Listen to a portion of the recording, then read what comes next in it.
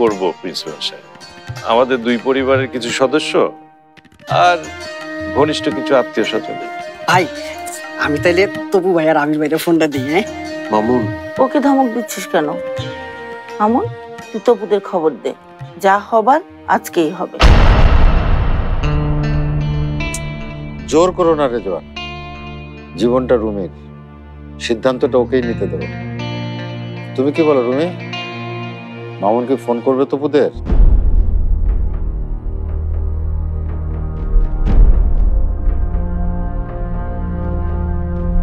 আর না, এবার সব বলে দিই, তারপর ঢাকায় চলে যায়।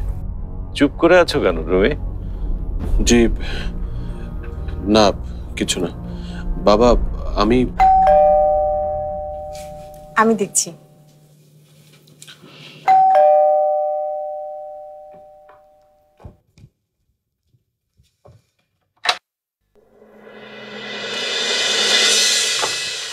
ফোন ধরছিস না কেন? রুমে ফেলে এসেছি, আমি তখন ওখানেই ছিলাম, যা হবার ওখানেই হচ্ছে। কিন্তু হচ্ছেটা কি গেলেই দেখতে পাবে, দাঁড়া।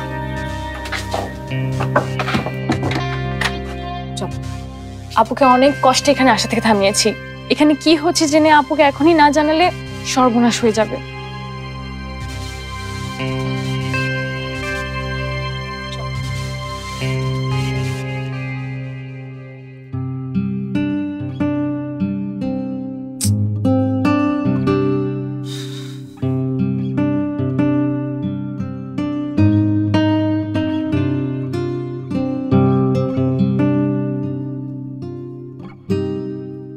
বর্ষাটার যে কবে আক্কেল হবে কে জানে, এখনো ফোন করলো না।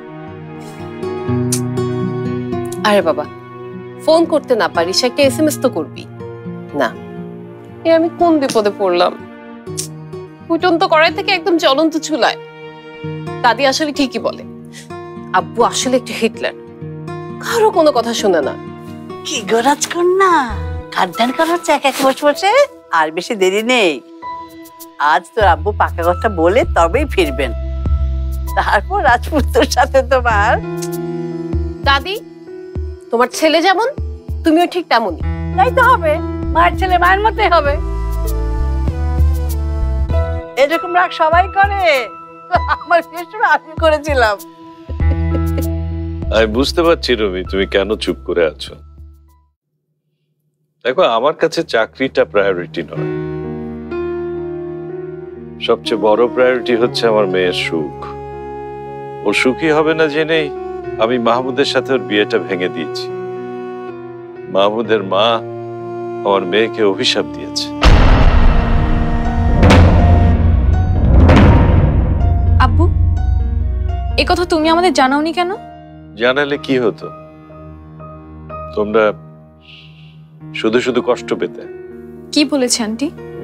বলেছে কোনোদিন বিয়ে হবে না মেঘের, কোনোদিনও সুখী হবে।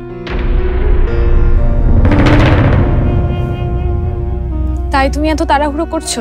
হ্যাঁ, আমি জানি ওর প্রিয় মানুষটা ওর পাশে থাকলে কোনো অমঙ্গলই ওকে স্পর্শ করতে পারবে না।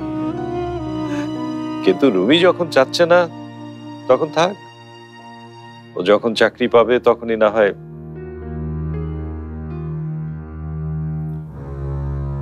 আজগর ভাই, সন্তানের অমঙ্গলের আশঙ্কার ভারটা আমি জানি। এনগেজমেন্ট আজকেই হবে।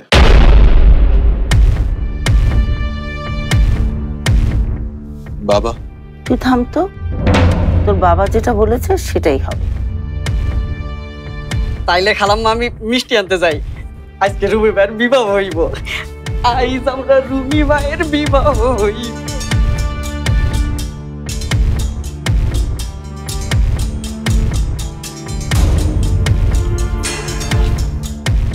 তোমার কিছু বলার আছে রুমি?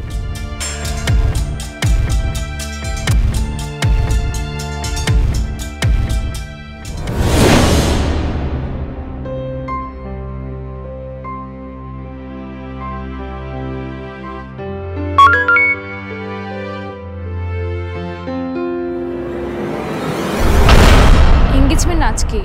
রুমি ভাইয়ের কিছু করার নেই, বিলিভ মি। বাকি কথা এসে বলছি।